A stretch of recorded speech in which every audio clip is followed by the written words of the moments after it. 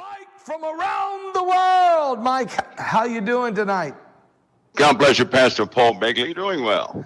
Oh, praise God. You sound good tonight. Energized, are you? Yeah, absolutely.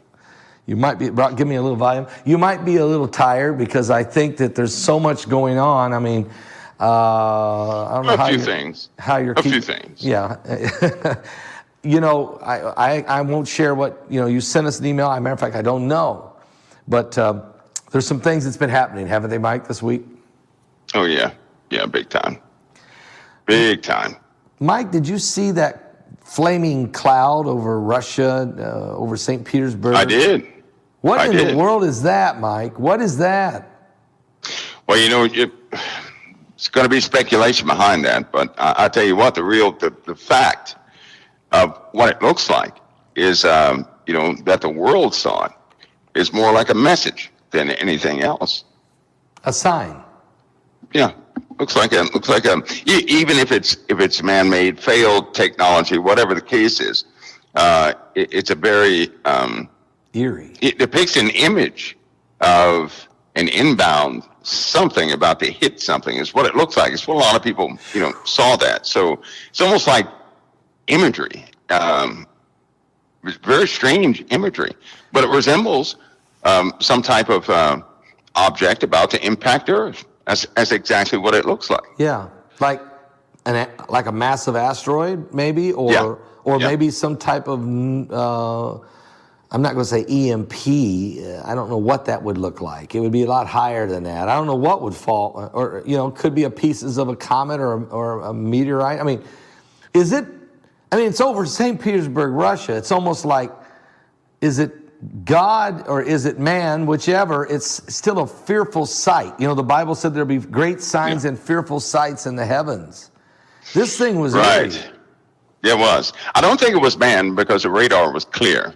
Radars, sat imagery, everything was clear. All the optic bands were clear. So I don't think it was man. I think that was some type of a stream of wind, basically. But the formation of it was was extraordinary. Then it maintained itself for a little while and went away. And so that was quite extraordinary. Brock, I think that was somewhat of a natural formation, but when I say natural, it is odd.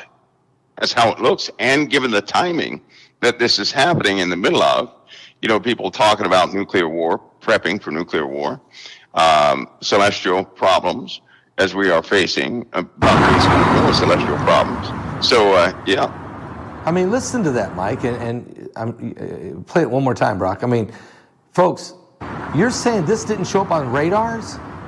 No. So that's making you think this wasn't a military thing or a flaming out missile or some kind of weird. That this could be actually a sign from God, a sign in the heavens. That's right. It's not. I don't believe it's man-made because all the optics were clear, so nothing picked up anything. Believe me, Russia's being watched very closely. Obviously it's being watched, and but nothing showed up in that area. So, wow, well, folks, you heard it here. Mike around the world sharing with us that it was clear. There was nowhere was there any signs of anything being done by man, that this was a sign. And that's why I read this. And if this is a sign, as it appears to be a sign, the Bible said there would be great signs and fearful sights in the heavens. Okay, this is what would happen right in Luke 21 when Jesus is saying, well, you're asking me what are the signs of the end of the days? Okay, I'll share it with you. And he goes through this list of stuff like wars and rumors of wars and nations rising against nation and there'll be famines and pestilences and plagues and all that. And by the way, great signs and fearful sights in the heavens. And Russia is in the middle, of course, this conflict. The whole world is afraid of Armageddon. Mike, Putin even named his new general in charge of the war, General Armageddon. I mean... Yeah, he's been a doozy. That guy's a doozy. He's very cold. He's very cold, very directed in what he does. And so he's not very emotional. Let's put it that way. If he ever receives a directive, he's going to carry that out or die. That's how that So guy you guys is. got, I'm sure you've seen his file. I mean, Yeah, he'll actually, for the sake of the ideology, this guy will utilize everybody he can utilize to complete the objective. And so, yeah, they should call him General Armageddon, because he is, he does not believe in negotiating. He does not believe in politics. He's repulsed by kind, behavior. He's really results driven, and he will kill everybody to get there. That's just who he is. so I remember when you talked about Salami, General Salami Yes, from yes. Iran, and how you said this guy was one of the most dangerous men in the world. And Yep. Trump took him out. Do you? And Trump did take him out, no question about that. Do you put General Armageddon in that same category or no? Well, you have General Salami dies, right? Right. And then that same archetype is in this new Russian commander. The same archetype. So that's it's kind of like those folks when they when all those ministers got together and they said, hey, we can't have the death penalty. They were asking why. And they said, because every time we kill one of these murderers out here, that same murder is committed, all over the place or in a different place from people that don't even know about, this guy being incarcerated. That same murder is replicated through other folks. And so they keep them, they keep prisoners. They don't like the death penalty because they know if they kill them, that spirit's going to be released and go into somebody else. And that was driven by priests and pastors. So you're saying, Mike, that the demons in General Salami are just move over to the next big general somewhere that it just finds a new host and is just as bad or worse than the last one. That's right. Same thing that happens in wartime with a lot of soldiers. They will go overseas. And of course, the enemy, once you have a case where the enemy has fallen, right? A lot of death. Those spirits that the enemy carries, or whoever carries them, when they die, a lot of soldiers come back with attachments, right? And that is a very real concern. And it never fails. Every time there's a battle, more and more troops come back with attachments. And America's filling up with these things. So our jail system, they don't like to kill some of the hardened criminals. They like to keep them around because they know for a fact that if they kill one of these hardened criminals, that same replicated murder is going to start happening somewhere in the U.S. Very quickly. So that happens a lot. Wow. And it is, at its root, it is spiritual. It is very spiritual, and these Yes, demons, it is. These demons definitely do go find another host, and now they're no longer incarcerated. They're back on the street, and they're doing ungodly deeds again. And this is why that's why the weapons of our warfare, folks, are not carnal or fleshly, but they're spiritual. Okay, they're mighty. They're in the spiritual realm, and that's what we're really dealing with here. Even in warfare, even in natural warfare, it's actually spiritual warfare that's taking place.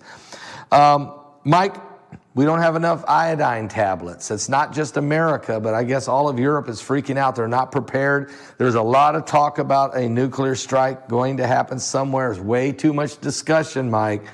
Is it too much? Yeah, it is. Yeah, it is. What's the chatter? They understand. Is there chatter out there in intel? Oh, yeah. They're still nervous. They're very nervous. And Putin is in a very strange position, right? Because the entirety, the whole of the UN is against his actions, number one. He's still being political, largely, to a degree. His pipelines were destroyed. He's reestablishing one, trying to get Europe. He asked Europe, do you need this, do you need this oil? That's what he asked Europe. Do you need this gas? And so he's establishing another gas line because his leverage was taken away through the destruction of those two lines. So he established another. Saudi Arabia is also reacting to that. Also, Turkey is with him. So Turkey and Russia are now working together. Turkey may become a hub, a depot, if you will, of distribution for gas for Russia.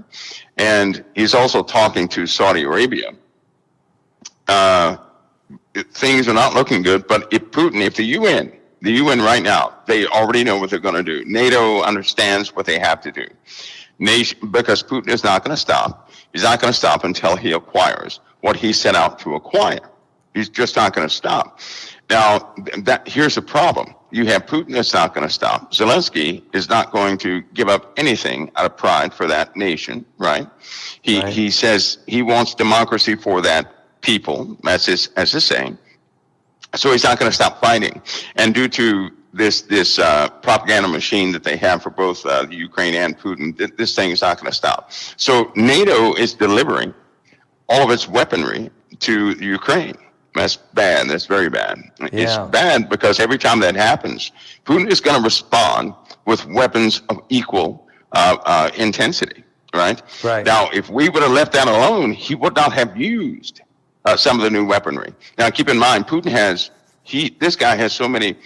They lie with this propaganda saying that he didn't have a lot of jets. Wrong. They lie when they say he didn't have enough hypersonics. Very wrong. Right now, he could actually fire off thousands of hypersonics wherever he wanted to. He knows that that's at his disposal. He has not released any orders for his mainline military to engage with the Ukraine. So what he's been doing is using people from impoverished places and brand new trainees that may not have the best scores, right? Sending them to the Ukraine is what he's been doing. The recruitment of individuals in Russia, when he said he's mobilizing the military, right? That's so they can take up all the some of the rear echelon jobs while he sends his main force forward. But that's only for NATO. He's doing that for NATO, not for the Ukraine. He's not doing what he's doing for the Ukraine. That mobilization is for NATO. Why? Because he has a hint of what NATO is going to do. The USA, NATO, they're not the only ones with embedded spies, right? They're not the only ones with agents in foreign territories. So he must have picked up on something, and he's getting ready. Keep in mind that NATO is they're not in a good position, right? The USA is not in a good position. Europe is not in a good position. We're talking about oil. We're talking about certain minerals and supplies. Russia has all the minerals they need to continue to produce weaponry and everything else. They have it all. They can produce an obscene amount of bullets. They could probably supply the world with artillery for 4, 5, 6 lifetimes if they wanted to. Just so everybody understands the real picture here. So he's not going to back down. But NATO is not going to back down. Now that they have condemned what Putin is doing, they have put themselves in a position they cannot back down, because if they do, the political machine for the UN is going to break down. The international order will not be upheld. It will fracture and fall apart. So they are defending ideologies. So when Putin said this is the end of the American world order, is he possibly correct? Yeah, he really is. I'll tell you why. Okay. Suppose he stops, he just cuts off oil exports, right? And gas distribution in Europe.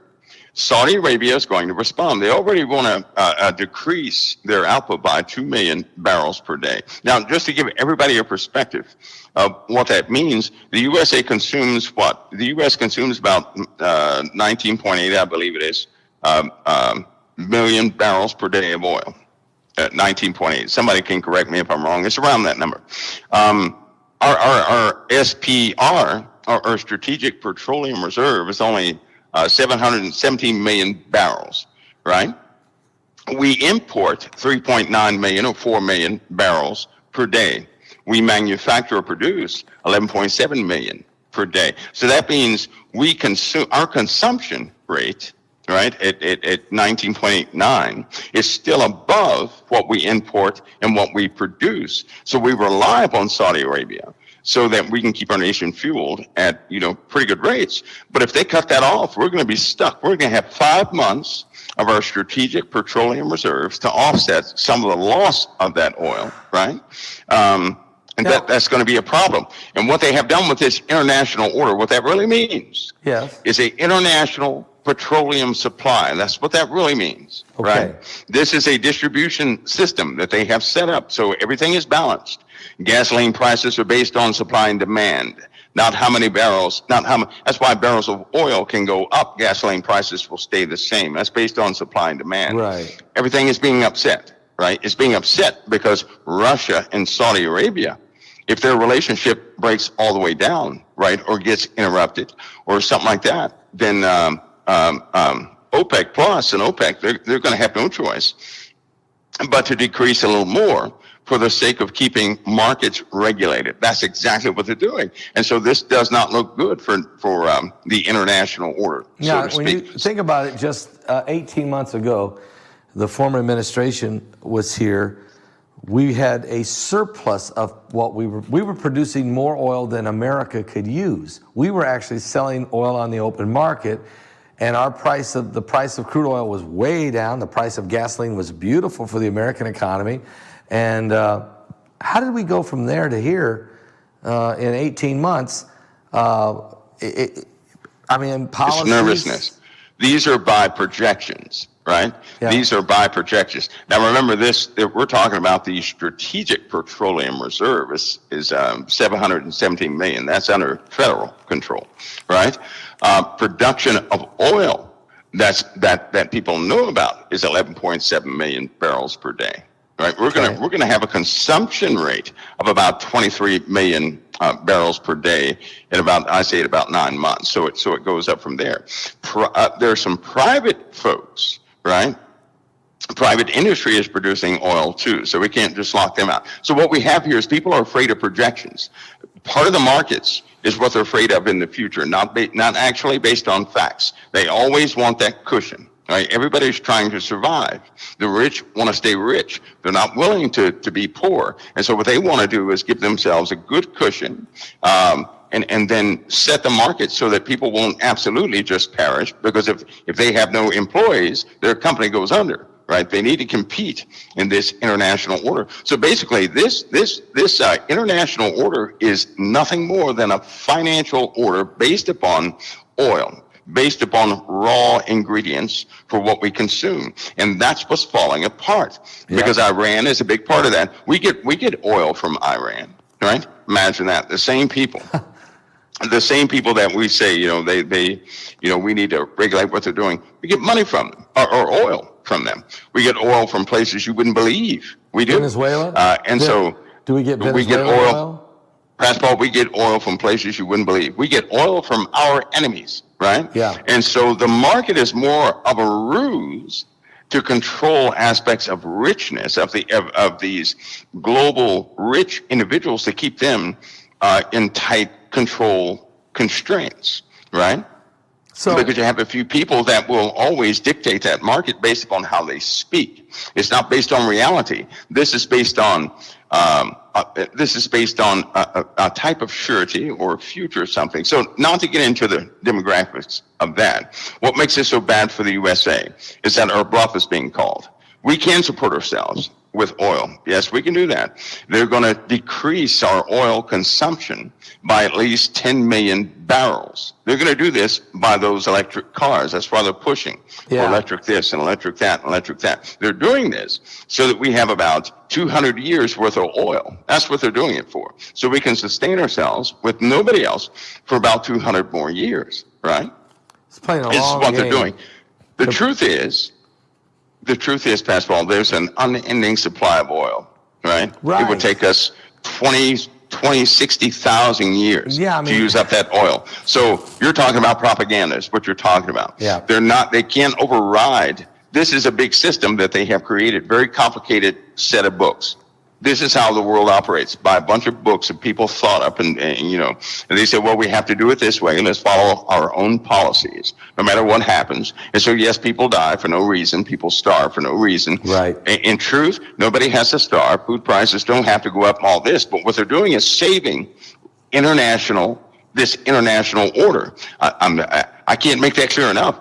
All this stuff that people are saying is to save the international order, not to save the U.S., but to save the international order. Right, that's it. Yeah. To keep those relationships going, to keep some of these folks that just came in to that international order, to prop them up, right? Yep. That's what it's all about. If that were cut away, the U.S. could support itself, no problem. We could live good. We could live, America could self-sustain itself forever. People can have free electricity, free water. I'm telling you, we could do that. But greed right? Right. And here's what they're going for. This international order means everything, right? It is, because this is the framework for the beast system. It Yep. really is. They know this. Yep. I'll give you an example of the beast system. I give you a small ideology most people don't know about. It's just a small, tiny interjection of how this world is built right now. Of all people on the earth, a lot of people have this ideology. I hear it all the time, more and more. And they say, well, if you believe in something, you essentially create that reality. And people say that harmlessly, right? Like it's normal to folks to say that, to believe that. They don't know where that came from. They don't know that this came from the Theosophical Society. They don't know that this came from people who worshipped Lucifer. And the same people who worshipped Lucifer were the same ones who wrote the books on psychology. You're looking at folks like there were several folks involved in this. One of them was Carl Jung, right? Sigmund Freud, of course, and the Rand. Friedrich Nietzsche. Yeah, the Rand girl. She's the one who invented objectivism, capitalism, ego wealth, all these different things. But I'm telling you, they're inventors of the framework we now operate in. The founders did not establish those things. David right? Rockefeller.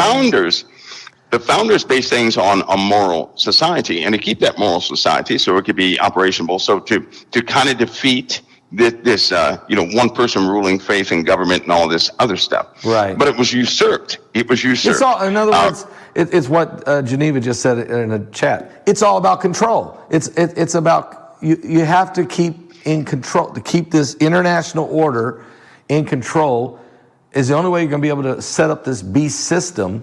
And you can't let the common man get his hands on the controls. You have to keep us down for the struggle so that the elitists, the cabal that's running this world, if you will, this beast, this ugly beast, which is really what the Antichrist will be the head of, has to rise up. And I mean, I noticed that Saudi Arabia, they're telling us, go away. We don't care about what your problem is. They're telling Biden that.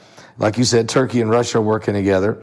But it's an international order that is based on controlling the masses. Totally That's right. And you know what? They're perfectly doing it. Yep. They're perfectly doing it because they really need people, right, to engage. They want people to, because if you ask yourself, what keeps the average person down? Themselves. Because they look outside the world and they say, I can't do that. That's what they say. I can't do that. Jesus taught us something different, but people say, I can't do that. Right. I can't compete with them. I can't do this. So guess what? They'll never take that first step of faith. No. And if they don't take that first step of faith, then Jesus already said, if we take that step of faith, it's by his strength we'll walk all the way through. Amen. If we don't take that first step of faith, we can't receive anything. No. Even a person who prays, Jesus said, if that person who prays, they really don't think they're going to receive. Don't let that person think they're going to receive anything. Because they're not preparing for what they pray for. Right. So it's the same thing. Okay. So this mechanism, Pastor Paul, is going overtime. If it takes 2 billion people to be killed on the face of the earth to establish it, they're going to do it just that way. But they need people's participation. Yep. People have to participate. Speaking of that, is that Poseidon nuke, nuclear submarine? They call it the Poseidon. This is the thing that this ability to create a massive nuclear radiation tsunami. Is this thing still loose out there? Yeah, it's out there. Do we have 100 megaton nuclear warhead? Are you saying we don't know where it's at, or do we have an? No. And people keep saying they built one. That's not true. They built two Belgorod 600-foot long submarines. There's 2 of them.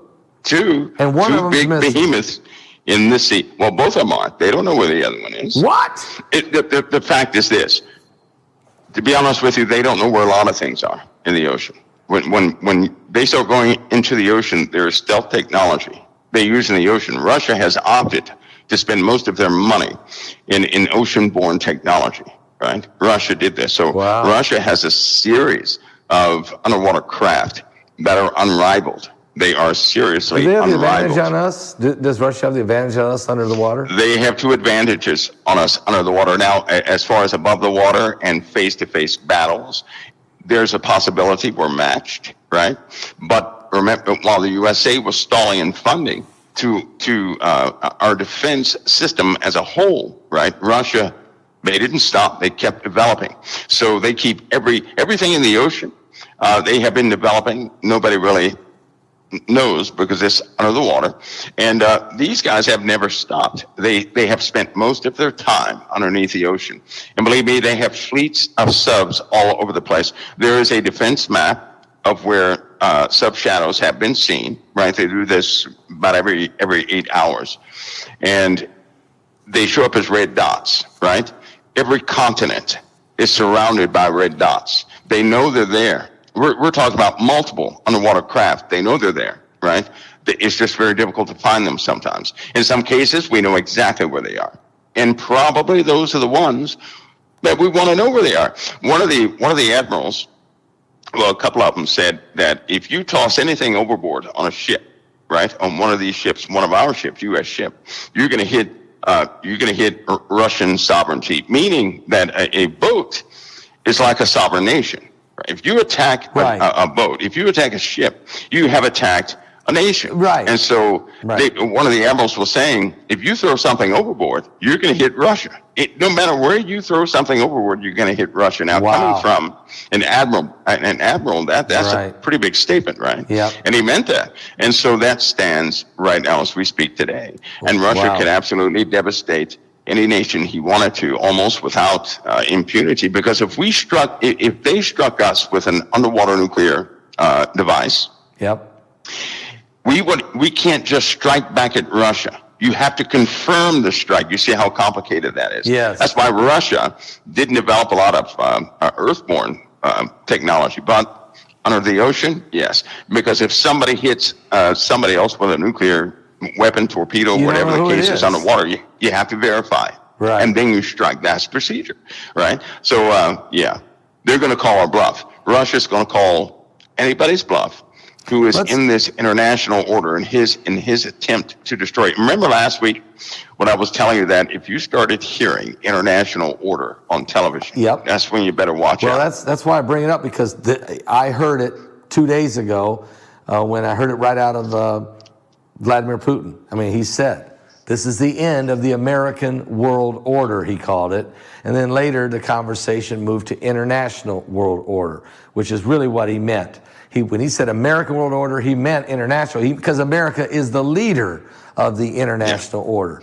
Well, in NATO, in the UN, a couple of people let me know at the UN, they sent me video clips they used. They said that Russia was a threat to the international order. They said this at the UN before they passed the legislation that went out that condemns Russia, collectively condemn Russia on this. So they actually use that word at the UN. Whenever they do this, they're defending what they have built. They're defending it. Now, isn't it odd that only Putin is a threat to it? Isn't that odd? Yeah. They didn't say anything about China. No. They didn't say anything about North Korea. They just said Russia. Yeah. That's it. They didn't say anything about Iran. They just said Russia. Yeah. Maybe it's because we don't want to we got enough problems. We don't want to have a conflicted front on 5 different fronts, although we really are still in them.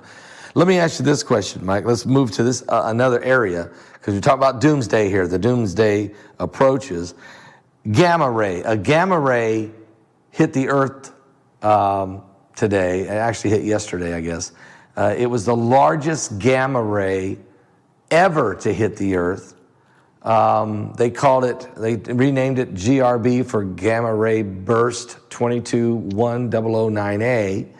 They think it came from a exploding supernova somewhere, 2.4 billion light years away. And then I read another article that says that this was an extreme wave of energy. And when I saw it, I said, bingo, Mike from around the world, 8 years ago, waves of energy. Is that what happened, Mike? It was. Well, that's a source from a few. That's a source from a few. And believe me, there's some track coming inbound. Whether it surprised them or not, maybe a university not your mainline folks who are able to see these things. It Not didn't you guys. surprise them. I mean, you told us so- about it 8 years. It was I went back and checked 2014.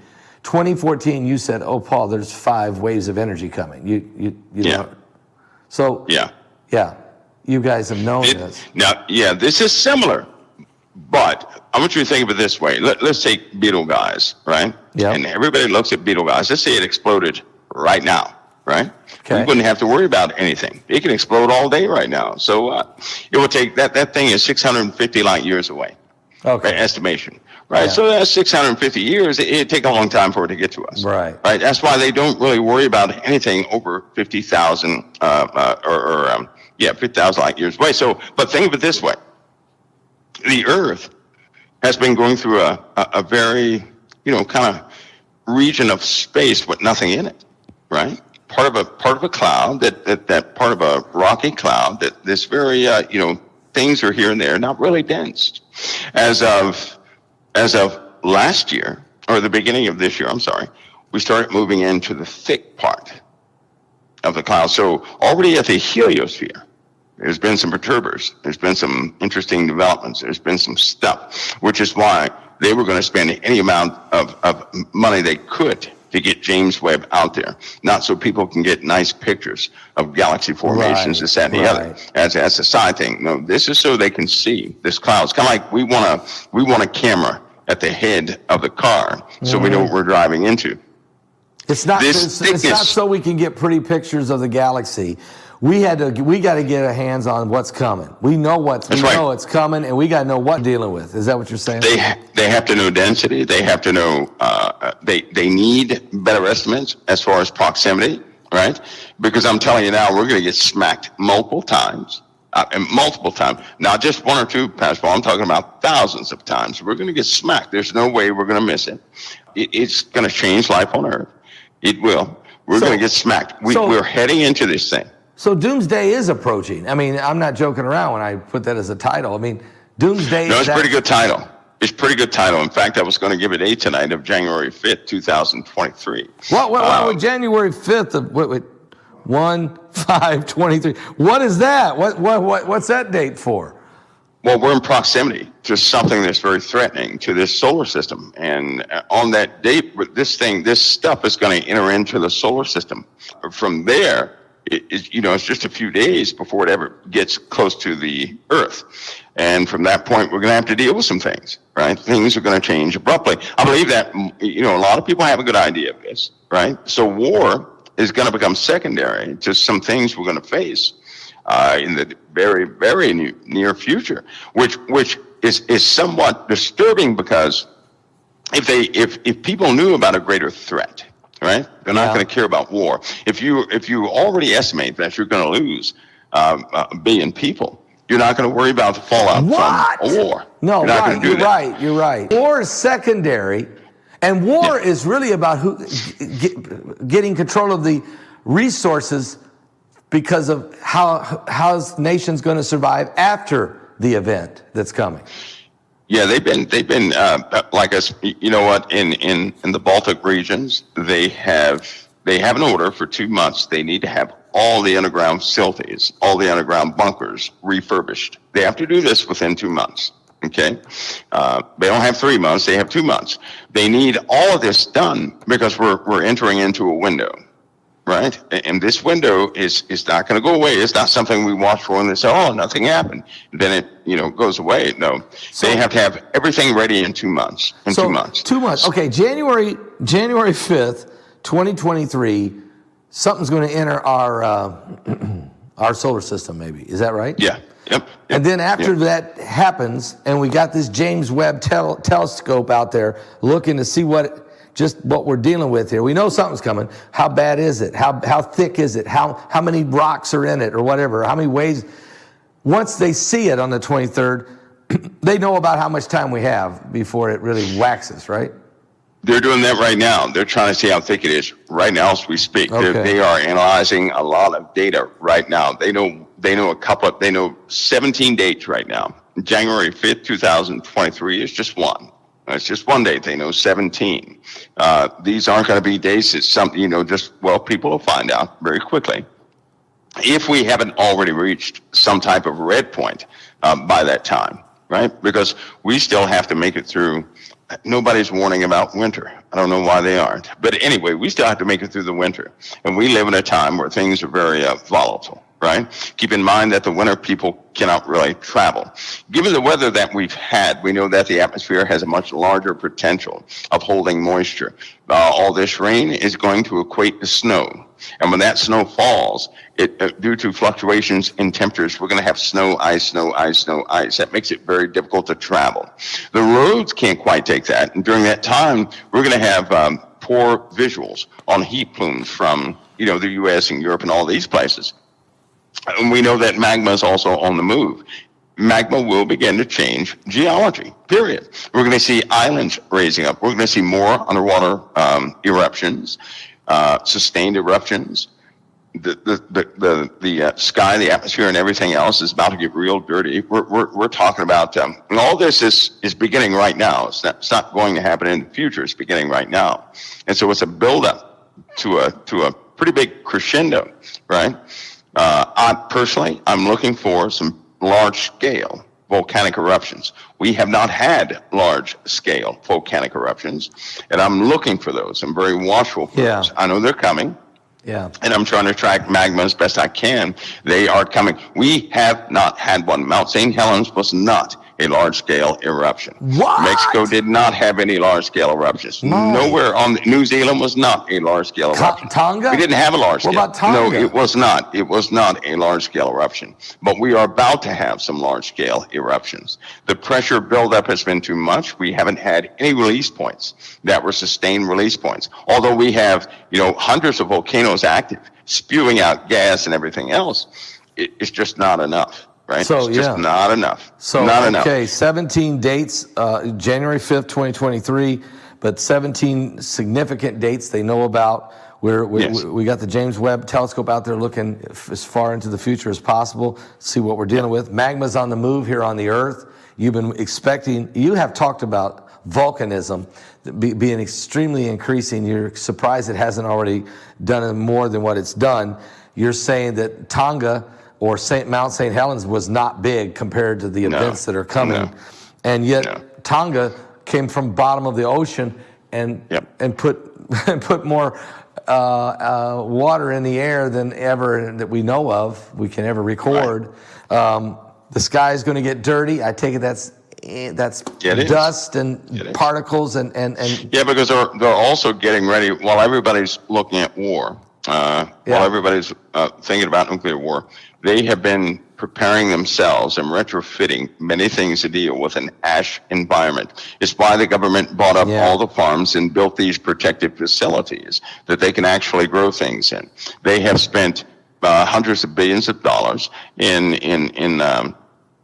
technology for soils, right? They're trying to grow things outside of natural sunlight. That's a very big thing. CERN has delegated a lot of their research findings to this cause so they can grow food without natural sunlight. They have replicated natural sunlight. Wow. Right? Yeah. They know at some point people are going to be underground, and so they're trying to produce an artificial sun because they want to capture some of the wave emissions from the sun or life sustaining. We can't survive without that. They know that we're going to go through at least 8 months of a cold period before anybody can surface again and really survive. So we are really entering into some very different days. Nobody has ever been here before.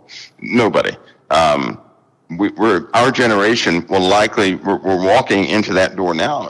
This thing could actually unfold. Things like this could unfold within a 10-month period. Will the world start calling for a world leader because of asteroids coming in, fireballs, volcanism exploding, dusty ash in the air? I'm sure they will. I'm sitting here saying I don't think Joe Biden's the guy, okay? I don't think Vladimir Putin's the guy. They're not going to deal with these. They can't deal with these. People don't have confidence. They don't have confidence in them right now, right? No, it's a big issue. People don't have confidence in world leaders, Pascal. If something happened, Father Malachi Martin said, the world is going to face insuperable problems. there has to be, and there will be, an individual who can solve some of the impossible problems, and the world will embrace him. Is that scenario setting up? I'm going to say it is. Think of California, right? We know that if we have large-scale volcanism, the sky is going to be full of ash. Okay. Ash causes bad problems within the body. It will kill most, a lot of animals, most plant life, and everything else. During this time, we're going to have earthquakes. It's impossible that a volcano of that magnitude would go off without large earthquakes, right? Because of tectonic plates, they're going to be shifted. During that time, people are still going to be living. They're still going to be here living, but life will be disrupted. You have certain regions, people have set up power grids in a certain way. They think, for example, in the middle of the USA, they found some issues in the middle of the USA. They have done deep rock scans. In the USA, the entire USA is not as stable as they thought. It is not as stable as they thought. Of all places in the USA, there's a high probability that near Mexico, those places will not be touched. Ironic, isn't it? But the rest of the places in the USA have too many fractures going down pretty deep. In fact, magma is starting to penetrate places where they never thought it would. So as time continues to go on, we're getting a better and better picture of what underneath our feet look like.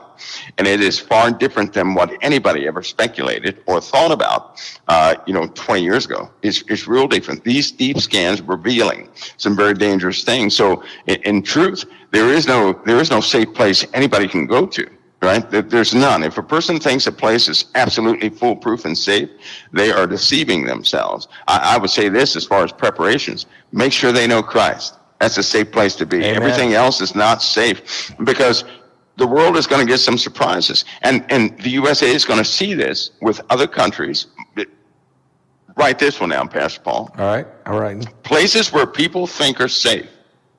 They're about to get a demonstration that those places are by no means safe, and that anything has a potential to crumble.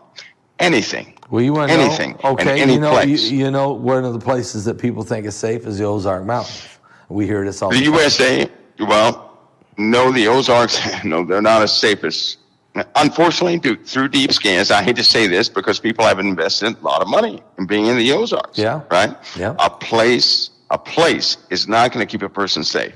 It is not going to keep a person safe. In other words, we're going to get an example of that. No, yes. There is no physical location. It ain't Colorado Springs. It's not. Okay. No. It's Jesus Christ. It's supernatural. Yes, it is. You have to get into this. Yes, it is. Okay. And I agree with you 1,000%. That's why Jesus told us that these catastrophic events are going to come. But don't let your heart be troubled, he said. Okay? If you believe in me, you have to believe in him. Right. You have to abide in the vine. But you know, people are so naturally carnally minded. We're thinking, well, if I own a spot somewhere in the Ozark Mountains or something, or up in Colorado Springs, I'll be okay. The truth is, you're not going to be okay anywhere. You're saying that the whole world is going to face catastrophic. I mean, I read the Bible, it tells me there's 2 deep impacts in Revelation 8 that wipes out 1/3 of the ships in the ocean. I read about a war in Revelation 9, it kills 1/3 of the world. I read about pandemics and catastrophic diseases and things that are going to just be absolutely devastating. Food shortages and famines and lack of water. So why in the world would we think, is it because it's always about, if I'm here, I'm safe, and it's those people out there? We've got this mentality you know what I think? I think, Pastor Paul, that a while ago, before we actually had the ability to see land underneath our feet as a whole, I think that people were really concerned about their families. That's understandable. Right. They wanted to go to the safest place possible. I think that the Navy did tell people, this area is going to be covered in water, this area. Yep. And so naturally, to protect your children, you're not going to move right there in the ocean. You're going to say, well, let me get my kids to the safest place I can be. And that's why I hate to say it, because people have invested so much of their time, energy, and everything else in these places, only to have new technology reveal that's not the case. It's just not the case.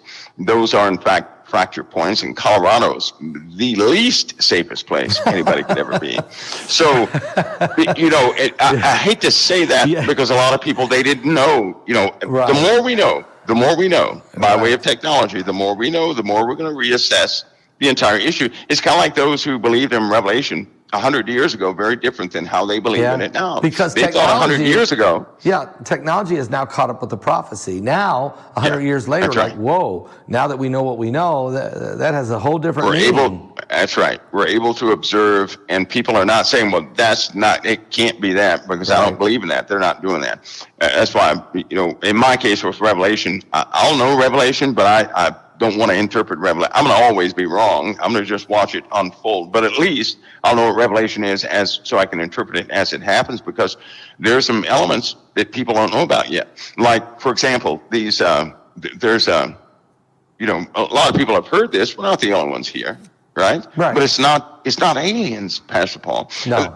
The last time the flood came, how in the world can a person go underground during a flood and be safe from the water and emerge later on? Even the Bible said there were Nephilim before the flood and also after that. Right. Right? Right. So how could they go underground and do this, though? Indian culture, in a lot of places they say that. Well, guess what? Do you not know that the military-industrial complex went and inspected and investigated every single last one of these cases? They went underneath the earth. A lot of them did not come back. Delta operators are specifically trained for certain security missions for those who do surveys underneath the earth, and some of those don't come back either. There are horror stories about very big people who these things are just big people. We're not talking about some creature from Hollywood. No, we're talking about, think of a man, right, that has double bone density, right? Okay. A man that's very dense. A hand. Can you imagine a hand that's 4 times as wide as yours? No! Right? With the strength to crush a rock. People with double row teeth on the top and the bottom, right? Visible sinus cavities on their faces.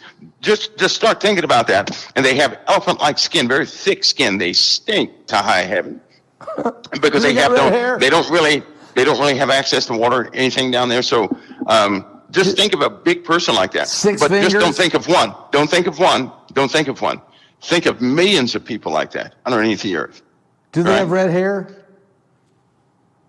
Red, brown, black. 6 fingers? Yeah, but they look like us. They look just like us. They have very wide noses, very flat faces. They look like us, but 4 times, chins. maybe 4 times bigger. Yeah, you're looking at a person that's probably, I'd say probably maybe 7.5, 8 foot tall normal. Yeah. Up to 18 feet tall, right? But here's what I'm saying though. Imagine a person your height that could take a car and shove it in your yard.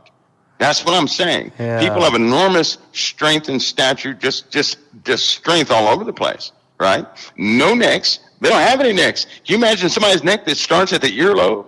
And think of it that way. They're not covered in hair like this, but they're wearing animal skins and stuff like that. Stuff all draped around them, and they stink to high heaven. This is what I'm talking about, what we're facing. And eventually, mankind is going to have to deal with that. They will most certainly deal with that. So people ought to get ready for that stuff. While everybody else is in this conventional world, they're going to be reacquainted with the spiritual things. How about this? The Navy actually had a run-in 2 weeks ago with something that has 6 flippers again.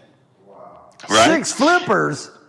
And also, Pastor Paul, do you remember, I think I was on your show. I think it was on your show. We were talking about manatees before anybody ever said anything about manatees.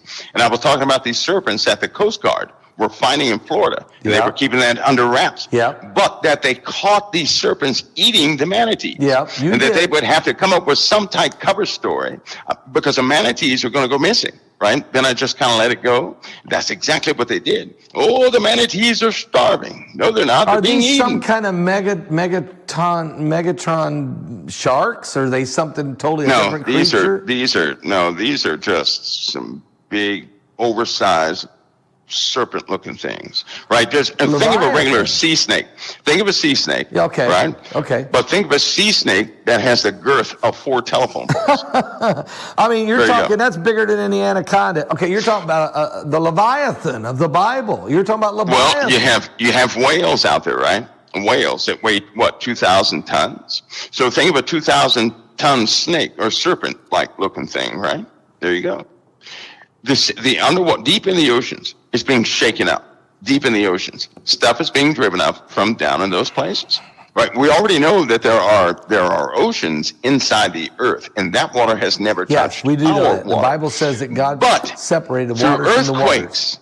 Through earthquakes, right? Through earthquakes, some of the rock that was dividing these places has been interrupted. Pressures have equalized. So guess what? Whatever was in there can come out in our waters.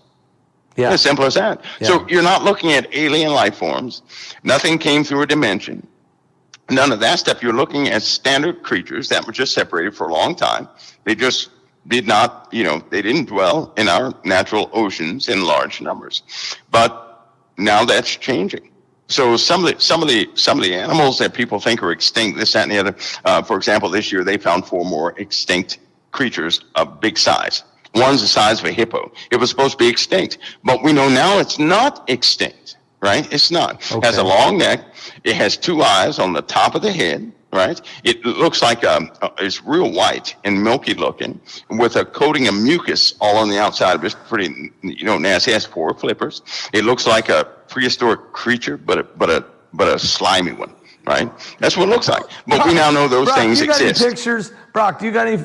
Can you put some? Brock's. I can hear Brock in a control room going, oh. But they're finding. My point is, through earthquakes, right? Through regions of the earth that nobody could ever get to. It's breaking it loose. In other words, these earthquakes. It's being broken down. And the magma moving is, and the earthquakes and the supervolcano that are becoming awakened is releasing these things. And shifting. Just like there are lobsters. There are lobsters that are about, I think they're about 5.5 feet long. They hang around these volcanic domes. Can you imagine a 5.5 foot lobster? I actually did hear that. They're almost clear. They hang around waters that are 600 degrees, right? They're starting to come away from these places, from these plumes, and they're migrating to other places, just gobbling up everything. But it's not some strange new species. It's just something that we don't normally interact with. So we know about this stuff. You're telling us about this stuff. We've known about this for a while, that these creatures from the deep, the under the ground creatures, that they're beginning to move and starting to surface, and that's right. And they're going to be eating up the manatees. They're going to be eating up a lot of things apparently, because they're carnivores or some type of. Same thing on the land. Same thing on the land. We have deep holes in the earth, right? Yeah, people have found them digging mines. Earthquakes break places apart. Wildlife is being driven out of these things that were in cavernous places are coming out. Right?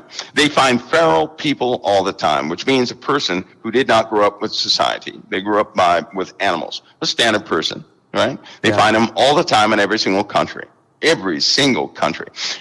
there are bigger feral people out there. There's some even bigger ones than those, right?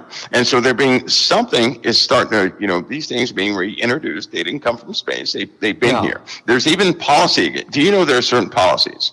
And here's what the policy states. If too many of these things come topside, authorization of a nuclear weapon to blow up that place where they do exist or came from is authorized in the USA. Did you know that? No, I did not know that. That's an actual policy.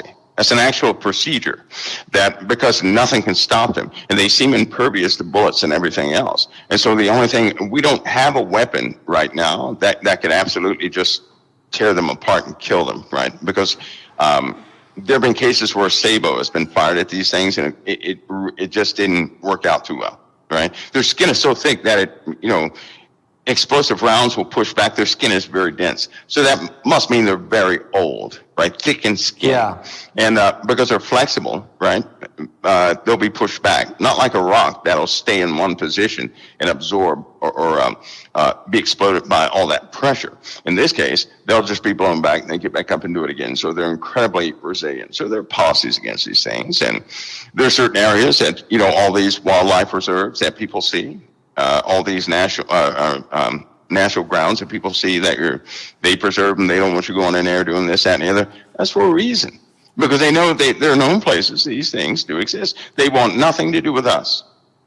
But they don't. They want nothing to do with us. But through all the instability in the earth, they're just being driven from their normal places. That's it.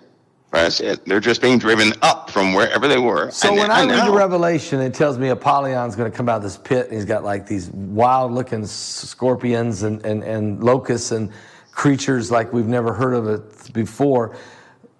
We could be actually talking about creatures. We could, because they are commanded not to touch any green thing, Right. not to touch anybody with the seal of God in their forehead. Right. Only, so they're only, and they don't go out to kill, they torment. Yeah. So you're looking at something that's, you're looking at something that's like, that's obedient to God, Yeah. right? But that has no problem doing what they have to do to humanity, to people that are not marked. And to this day, Pharaoh people, they don't want anything to do with an average person, right? But they do seem to be threatened by aggressive people. Okay. Right? They always react or run out of where they are, these aggressive folks. It's kind of like you can pick up how a person is by being in proximity to them. Yeah. So animals do the same thing. So wouldn't a feral person have that same perception, that same strength of perception to tell? So it's, there we are. Mike, this is mind-blowing. I mean, I'm just going to be honest with you. It's mind-blowing for probably 95% or 99% of the audience, because it's not out of the realm of comprehension, because of so many things in the Bible speaks about these supernatural beings that we've known about before and after the flood. So because we know that, why should we be shocked about these beings still be around, and even others that have never been even revealed? So what you're saying is, we now know about these. It's being discussed within the Pentagon. It's being discussed in the world. And when Elon Musk says, look, why don't we just look for another planet somewhere to live on? It's because some of this stuff is being known. So you're saying we've got big problems. We've got bigger problems than Putin and the oil prices. We've got incoming asteroid, meteorites, dust, ash. We've got pole shifting. We've got volcanism. We got things that's going to be coming out of the earth. We've got big problems, which means you need a big savior, is what I'm hearing you say. That's right. Is that why the Lord has been telling me all this time, Paul, let me give you a clue about a few things that are happening now. You better get people to Jesus. You better get people to Jesus. And right now they're blowing us off because they can't see these things, but you're saying these things are going to be revealed. I've heard you reveal things in the past that blew my mind, and then 4 or 5 years later, it happened. So you're blowing our minds again today with these milky, slimy creatures that are crawling out of different parts of the earth and the water and everywhere else. So I'm listening, okay, and I'm thinking that's going to cause some fear. That's going to cause a lot of fear too. Yeah. Will it ever get revealed to the? I mean, it has to be revealed, right? We're going to see them. Yeah, everybody's going to see them. Everybody will know, and in that time, as this happens, it's part of the issue with secrecy. It's not so much that something has come from another world. It's just that people are not going to be able to live their lives with a smile on their face, having knowledge that they're on the earth with something like that, right? Well, are people going to lose their minds? I mean, yes, they will. Yes, they will. A lot of people will have heart attacks by just knowing that something like that exists. People will, they'll have heart attacks from being so paranoid. It's happened to soldiers. Surely it's going to happen to the civilian population when this takes place, right? Yeah, and Pastor Paul, we've already, I personally say the threshold has been crossed. It's already been crossed. And so, we're headed in that direction. My advice to everybody is, the call is going out that Christ is coming back. People ought to get themselves ready for real. Right. Get themselves ready. And especially this winter, be ready to deal with, just get yourselves ready.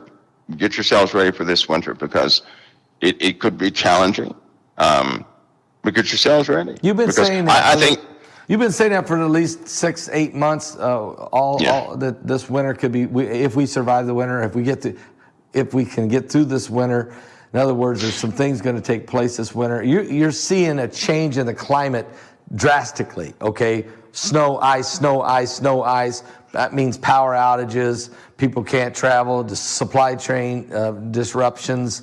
That could be people. I tell you what, they'll have some money in their pocket, but they may not have the product. They have to be smart. No one should waste anything right now, but be smart, and that way they can exercise responsibility in getting ready for this winter, because we don't know how bad it can get. We don't know that, and people should be wise during these times. They should be wise, very wise. You know, Mike, I almost want to say next Thursday night we need to do Doomsday 2.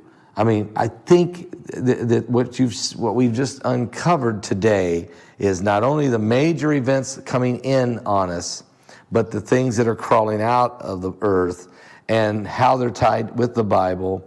And I think maybe you may have more you could share. Can we just pick up this subject again when we come? Sure, we can. There's a lot more, and it's more practical, spiritual, of course, but practical and closer to home than people think. So we'll touch this. We'll do Doomsday 2. We'll do that again. Yeah, we can. We can. All right. And it sounds like we better get our hearts right with the Lord now while we can. Amen. Amen. Amen. Mike, thank you so much for being here. It's really shockingly revealing. But then again, it makes my mind spin and think of things in the Bible and think, wait a minute, maybe that's what that meant. Maybe that's what that was trying to say. I'll be digging this week. Well, Pastor Paul, is always an honor. God bless you, brother. Thank you so much. It was an honor to be with us. God bless you. Appreciate it. All right. Bye-bye. Mike from around the world, folks.